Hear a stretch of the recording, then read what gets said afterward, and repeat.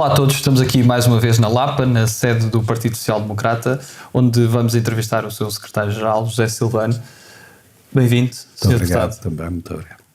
E começamos já por falar exatamente das suas funções de secretário-geral. Para quem não sabe exatamente o que é que consiste estas funções, como é que são os grandes focos que tem no seu trabalho diário? Portanto, as funções de secretário-geral, além das funções políticas de, como secretário-geral, ser membro da Comissão Política Nacional e, portanto, e da Comissão Permanente do Partido, é que define a estratégia do partido, tem também, o secretário-geral é o representante legal do partido em juízo e fora dele, isto é, todos os serviços que o partido tem pelo país fora, instalações, funcionários, isso tudo são da responsabilidade do secretário-geral. Toda a gestão do partido anual é do secretário-geral, as contas, as receitas, as despesas, é do secretário-geral também, e toda a logística administrativa, financeira, jurídica, de apoio a candidaturas, a eleições, à estrutura em si, portanto, é a responsabilidade do secretário-geral. Portanto, que além da função política, por ser membro da Comissão Política Nacional, tem também uma função administrativa e financeira de gestão do próprio partido a nível nacional. E como é que é uma semana normal na sua vida? É uma semana de começar, eu levanto muito cedo, é um hábito já da Câmara de Mirandela, eu chegava à Câmara às 8 da manhã, portanto que é a hora que eu saio de casa, depois venho a pé propositado, passo, também moro perto, para vir um bocado, a andar um bocado, como se costuma dizer, chego aqui por volta das 8h30 e saio daqui às 8h30 ou 9 da noite para jantar. É esse. Fora, quando não tenho reuniões ou apresentações de candidatos ou reuniões de estruturas fora da sede nacional. E divide a sua semana entre Lisboa? Sim, o que me custa mais é exatamente isso, é que além deste trabalho intenso em Lisboa, depois tenho a minha família em Mirandela, sempre tive, e portanto que só vou lá ao fim de semana, normalmente ao sábado, e venho depois no domingo à noite ou na segunda de manhã, e portanto eu, pelo menos em épocas de não eleições, que essas pressupõem andar pelo país todo e não há esse tempo, faço questão de ir a casa ao menos um dia por semana para estar com a família.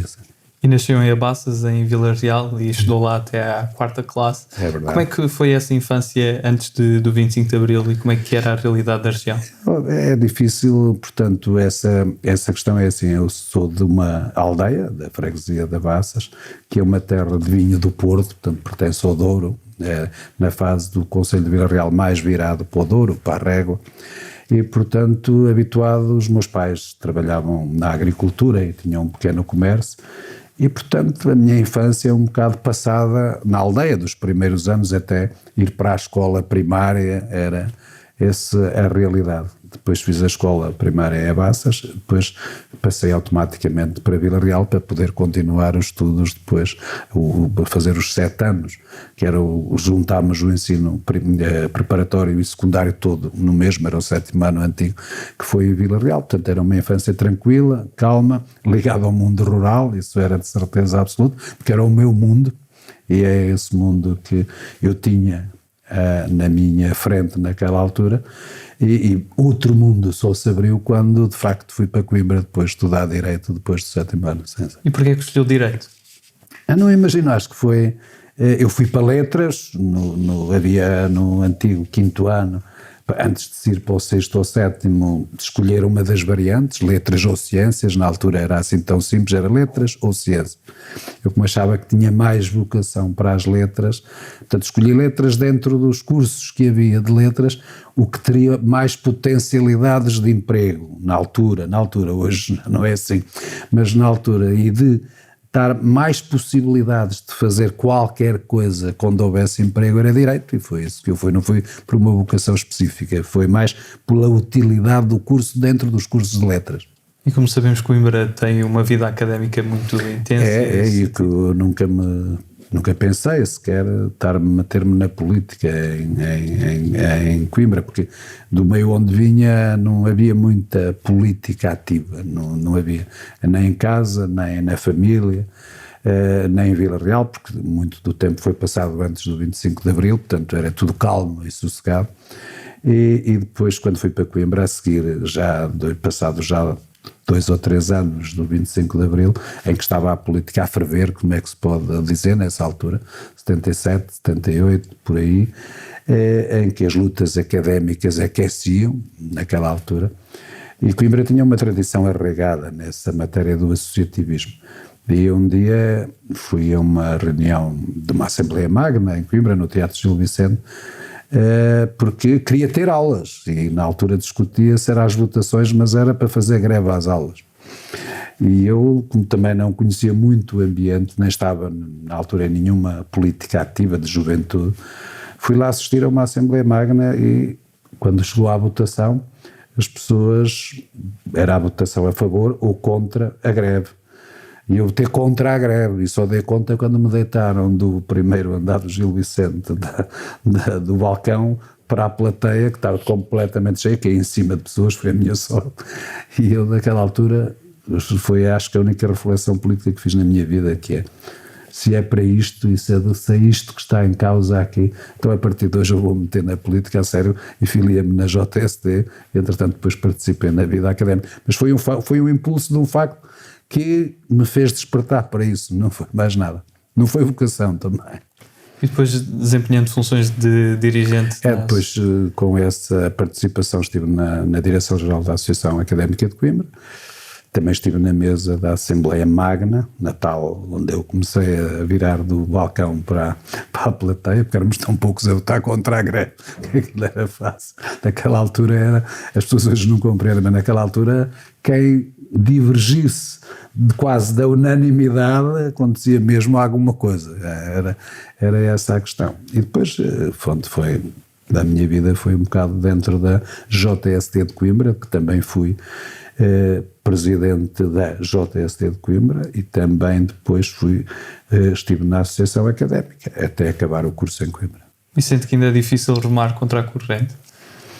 É difícil remar sempre, mas quando se é extremamente minoritário, numa época em que estava quente a política, quem não fosse muito à esquerda, aqui não sei se era bem esquerda, era quem não fosse arraigadamente naquela altura contra as normas académicas, tinha que haver greves, quem boicotasse aquilo era complicado naquela altura de 77, 78.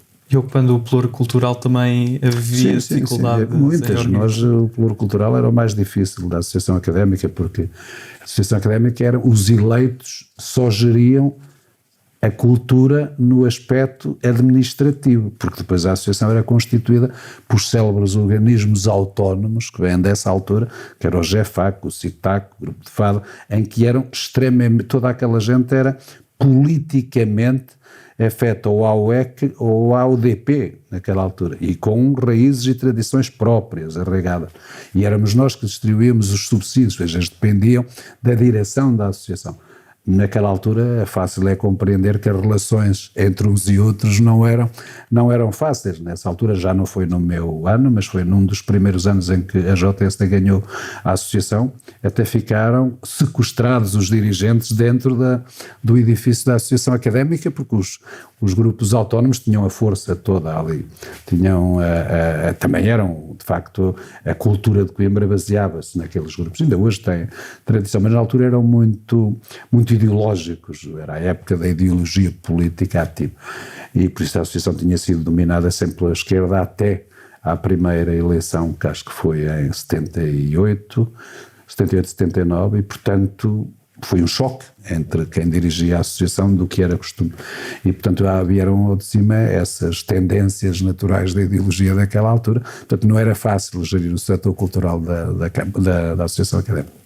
E em Coimbra também conhece a sua mulher e que faz mudar para Mirandela? É verdade, conheci em Coimbra a minha mulher, que era de Mirandela, de Mirandela, e portanto é tudo Trás-os-Montes, Vila Real e Mirandela são 60 km também, aquilo não é muito distante, mas quando eu conheci, depois me casei, fiquei em Mirandela, na terra dela, onde fiz o estágio da advocacia e depois continuei através da Câmara Municipal e do partido na Câmara Municipal, que na altura também era o PSD, acabar por participar ativamente na política e fixar-me a minha vida toda até vir para a Assembleia em Mirandela. A minha terra hoje é mais Mirandela do que a Vila Real por causa disso mesmo. E teve cerca de 16 anos como presidente da Câmara. Da Câmara Municipal. O que é que o marcou mais e quais é que foram os momentos mais desafiantes dos seus vários mandatos?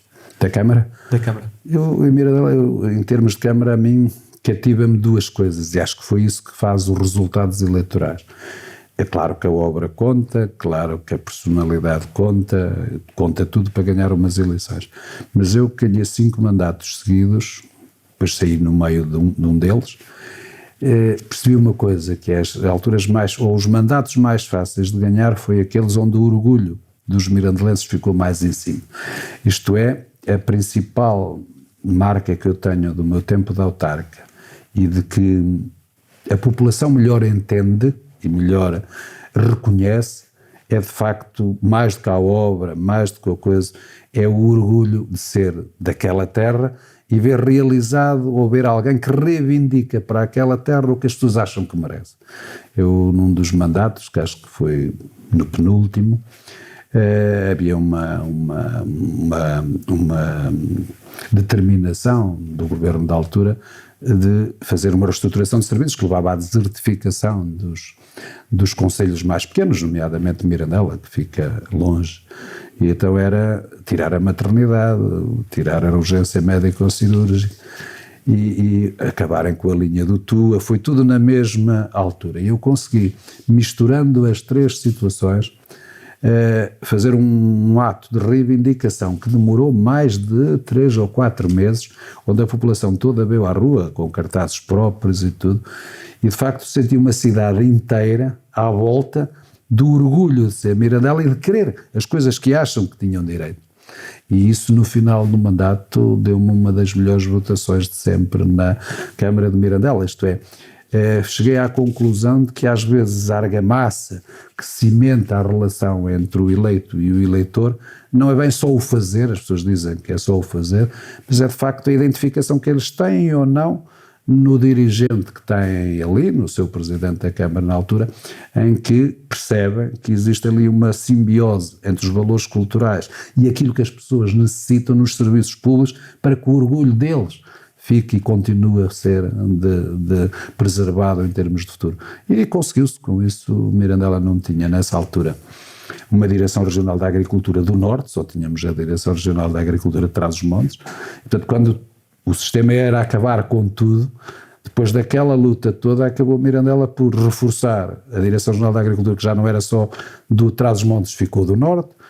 O Tribunal Administrativo e Fiscal, que na altura estavam a criar, Mirandela teve um do Norte, porque depois o governo começou a ter algum receio das populações que havia por ali e acabaram por fazer um hospital privado que nasceu por causa da luta contra a maternidade, que surge nessa área para cobrir, uma escola de hotelaria e turismo que não tínhamos e que também foi tudo naquela altura, portanto se calhar foi por acaso, mas para as pessoas, toda aquela movimentação e reivindicação acabaram por pensar que aquilo deu resultado porque tiveram a terra depois a seguir com mais e melhores serviços que o que tinham quando estavam à espera que acabasse tudo. Eu acho que essa questão do orgulho das terras e das pessoas saberem reivindicar aquilo que as terras merecem, com governos nossos ou da oposição, eu tive as duas, os 16 anos passei pelos meus, isto é, do meu partido e do partido contrário, e não foi diferente a postura da Câmara e do Presidente da Câmara, e por isso as pessoas quando percebem isso também têm uma melhor sintonia com o seu Presidente da Câmara. Mas foi o que me marcou mais, foi isso. Fora as obras, Mirandela hoje é uma cidade das mais bonitas, eu sou suspeito, mas é das mais bonitas do país, ganhou vários títulos de cidade-jardim, de cidade florida, de uma terra que em termos ambientais é uma referência nacional, foi a primeira a ter 1 metro de superfície, que no país só havia Porto de Lisboa metro, ainda hoje não sei, sai muito mais sítios naquilo, e portanto havia alguma inovação em termos de fazer a diferença.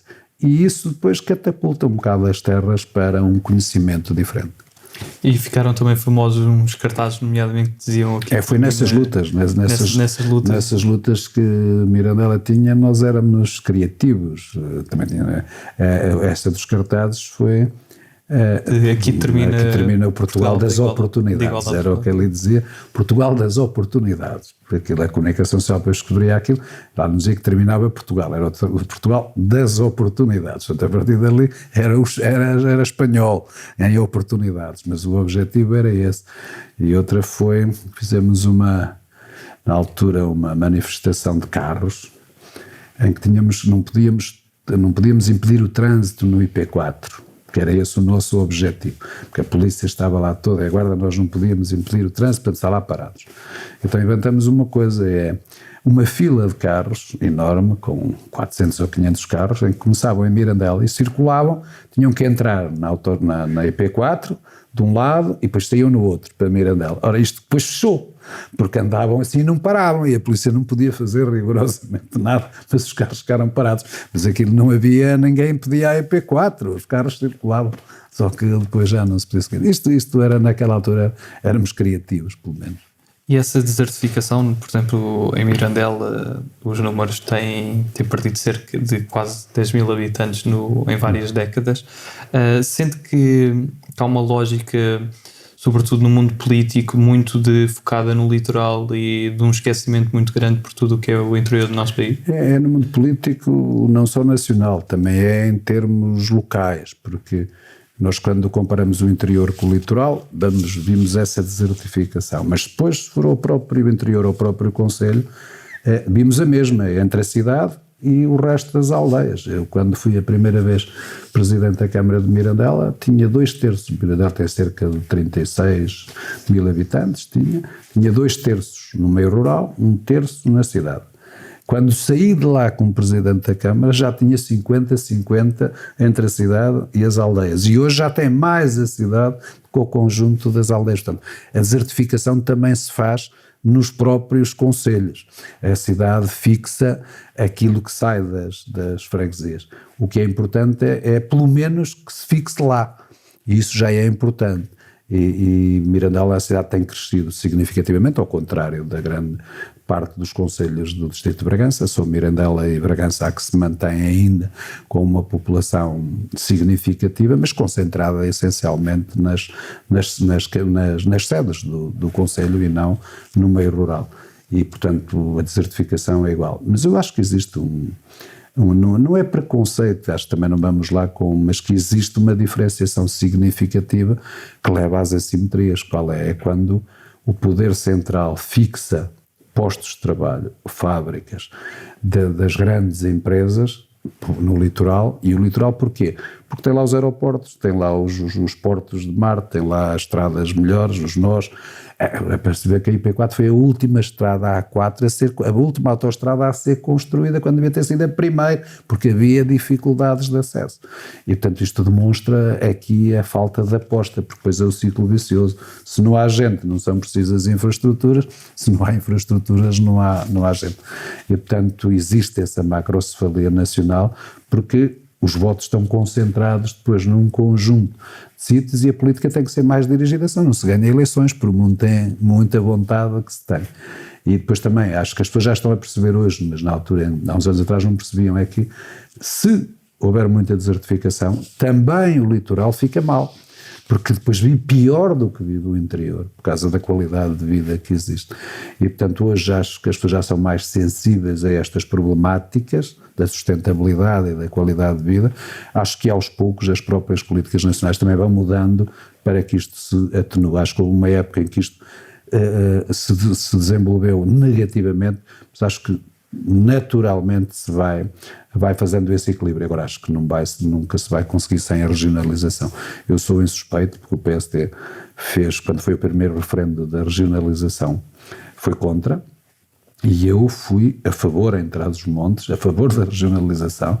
Tive um processo disciplinar mesmo no próprio partido na altura, porque eu acreditava que era a única forma de poder dar o salto. Muitos já evoluíram nesse sentido, embora ainda não esteja na ordem do dia, mas eu acho que isso só se consegue quando de facto houver regionalização, porque aí a região tem muito mais força para reivindicar do que os concelhos, porque os concelhos depois, eu sou presidente da Câmara de um concelho, mas é do meu. Eu, se não fizer um bom trabalho no meu, não sou eleito, e não tenho noção nenhuma de fazer depois investimentos que façam com que vários conselhos se unam, porque o Presidente da Câmara só é eleito naquele, e se não lutar por aquele, e se disser que devia ficar o investimento no outro, porque eu já tenho este, perde as eleições. E, portanto, este sistema é, por ele próprio, é fazedor de assimetrias. Porque eu, se não ganho o meu conselho, não tenho, eu até posso perceber que a minha região precisa de desenvolvimento articulado. Eu, se já tenho uma piscina, porque é que se vier um pavilhão não há de ir para o outro, porque articulado há para todos.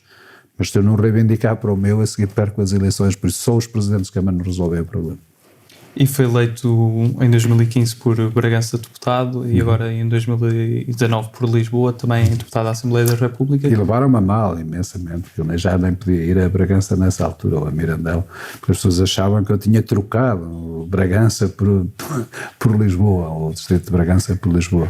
Não, pois é verdade que eu continuo a residir em Bragança, em Mirandela neste caso, e vou lá, e continuaria a gostar de ser deputado em Mirandela, só que não podia enganar a minha gente, que era, eu não podia fazer uma campanha eleitoral, porque na altura, além de secretário-geral, era diretor de campanha das legislativas do Dr. Rui Rio.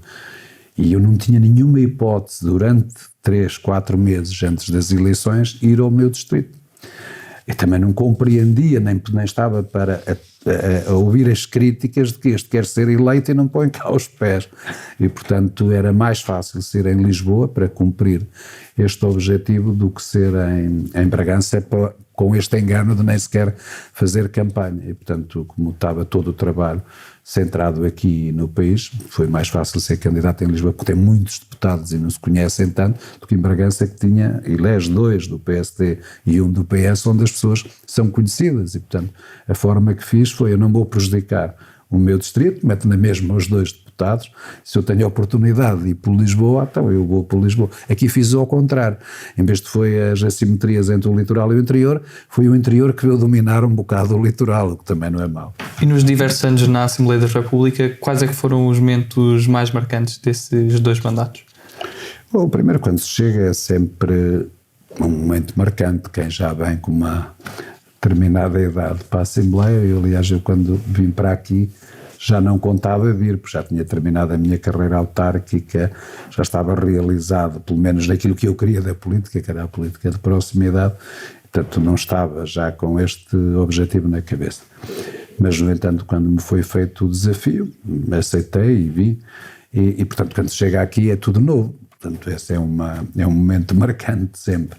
Depois, porque pertencia à primeira comissão, ao Direitos, Liberdades e Garantias, que era uma coisa que também estava de acordo com o meu curso que tinha também e que eu gostava em termos de Direitos, Liberdades e Garantias, que era uma matéria que me apaixonava, cada uma delas, e portanto senti-me bem nos dois aspectos. Agora já não tem momentos marcantes, acho que o trabalho parlamentar é muito diferente do trabalho da Câmara Municipal, onde se vêem os resultados, onde se vê a satisfação das pessoas, onde se vê a proximidade. Portanto, para mim o trabalho parlamentar nunca foi muito de grandes momentos. Eu, se pudesse, entre aspas, não queria voltar, porque já não tinha vida para isso, mas tenho muito mais interesse no trabalho executivo do que no trabalho parlamentar. E essa experiência de trabalho executivo de proximidade também o ajuda a coordenar também uma campanha autárquica? Evidente, porque foi uma questão de princípio do presidente do partido, que foi nomear uma comissão autárquica, de que eu sou o coordenador, mas que são 5 pessoas, todas elas tivessem experiência autárquica. Porque nós tivemos um mau resultado em 2013 e em 2017 ainda pior, porque às vezes nas escolhas as pessoas que estão à frente, os coordenadores dessas eleições, podem ser figuras públicas conhecidas e até muito mais importantes, mas não tinham a experiência autárquica do terreno. E sendo o presidente do partido já um ex-presidente de Câmara do Porto, que sabe como é isto, portanto tinha uma sensibilidade particular. O secretário-geral também já tinha sido presidente de uma Câmara de Mirandela, portanto era mais fácil, e portanto foram 5 elementos em que todos são ou foram presidentes de Câmara. E, portanto, temos a obrigação, pelo menos, de conhecer como é que a questão funciona. E, portanto, nós, como diz o Presidente do Partido e bem, nesta Comissão só temos um objetivo, não é ganhar a eleição, porque isso é com o povo. Nunca sabemos qual é o resultado. Isso é o objetivo do partido, no final, e assumir as responsabilidades. Mas nosso é escolher a melhor pessoa para oferecer às pessoas que votam. Mas se votam ou se não votam, muito bem, mas ficar de consciência tranquila com isso. E isso nós temos experiência do que é que as pessoas normalmente apreciam num candidato à Câmara e portanto, tem uma sensibilidade particular. Para mim, fazer este papel de coordenador autárquico é mais difícil, mas custa menos do que ser diretor de campanha das legislativas e andar a escolher deputados, em que às vezes o objetivo individual é superior sempre ao coletivo, ou de ser das eleições europeias e andar numa campanha para 20 e tal deputados europeus, com matérias que são quase para as pessoas, são quase teóricas, que não lhe dizem nada, e portanto esta tem mais interesse da minha parte, mas é mais cansativa, como é evidente. E qual é que acha que é a característica mais importante num autarca? São duas, uma não existe sem a outra. É um autarca tem que ser, neste domínio, tem que ser credível, vale a pena. Se não for credível, não passa nem ganha, nem pode ganhar uma vez, mas depois também não ganha as outras. Agora, não é a credibilidade com adjetivo, para mim, credibilidade é ter os 3 princípios fundamentais articulados, é ser competente, é ser honesto, e a ter coragem. Se não for estas 3 juntas, não vai ser um bom autarca, porque pode ser competente, mas se não for honesto não serve, mas também pode ser competente e honesto, mas se não tiver coragem também não serve para nada, porque não toma decisões. Portanto, quando eu digo que quer dizer credível, é ter estas 3 características, uns mais acentuadas, outros menos acentuadas, mas principalmente a última, porque eu já vi muitas pessoas competentes e honestas, perfeitamente, mas depois não têm coragem para fazer nada. E num autarca que é fazer todos os dias, tentar modificar todos os dias, se não houver estas 3 características, acho que o candidato não é credível e, portanto, não é um bom candidato. Passamos agora à segunda parte da nossa entrevista e arrancamos já para as nossas escolhas. E a primeira escolha que lhe proponho é entre humildade e ambição. É mais humildade do que ambição. É humildade. Cães ou gatos? Gatos. Centro ou direita? Centro. Sagres ou Superboc? Superboc. O que é que vence sempre o cansaço?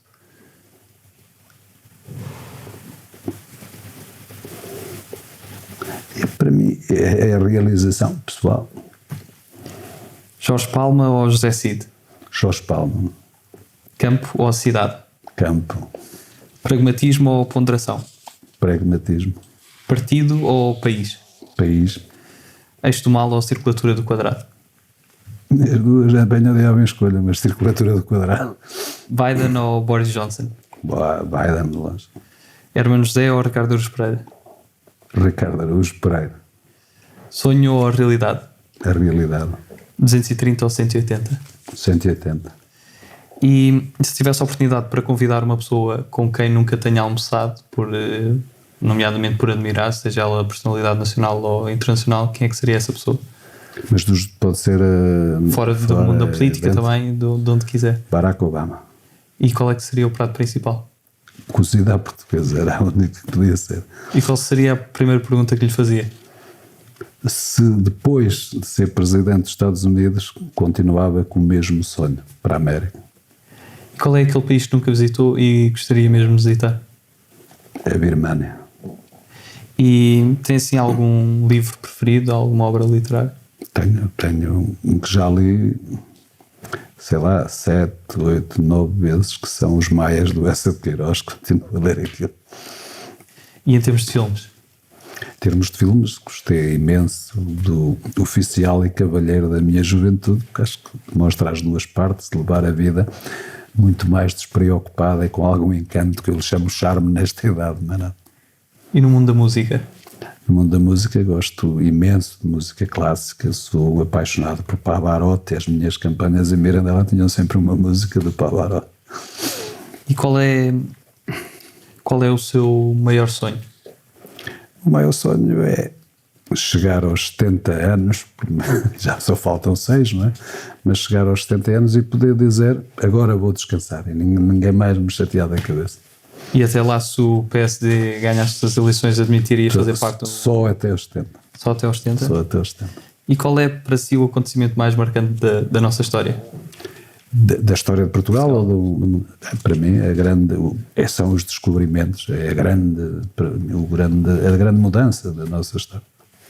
E agora, passando a um conjunto de palavras soltas, que peço que me diga o que é que associa esta palavra ao conjunto de palavras.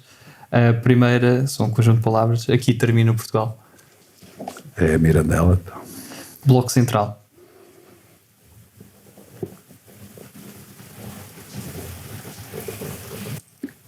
É escuro, isso lembra-me escuro. Descentralização. Essa era uma boa surpresa. Transmontano. Caráter. Autárquicas.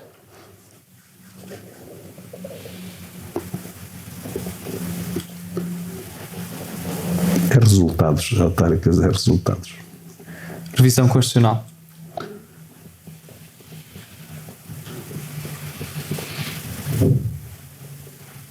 Minimalista. Sondagens.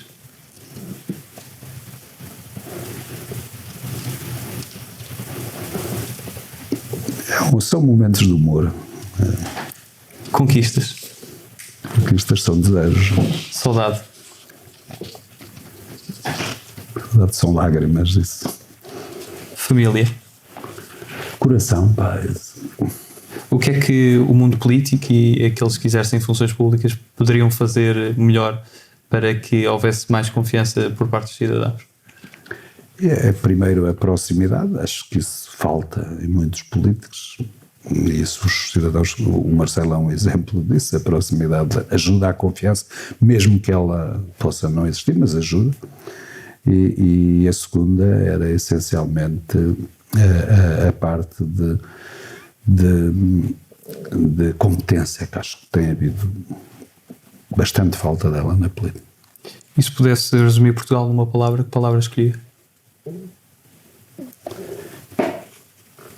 É o meu país. Não tenho outra palavra para Portugal. Porque acho que ao dizer que é o meu país, com os defeitos e com as virtudes, é este. E para terminar, que mensagem gostaria de deixar aos portugueses? Que tenham paciência nesta altura, porque melhores tempos virão. Eu acredito nisso. José Silvano, muito obrigado pela sua participação. Muito obrigado. E obrigado a todos lá em casa. Continuem a seguir o Projeto 230 com mais entrevistas a todos os deputados à Assembleia da República. Obrigado.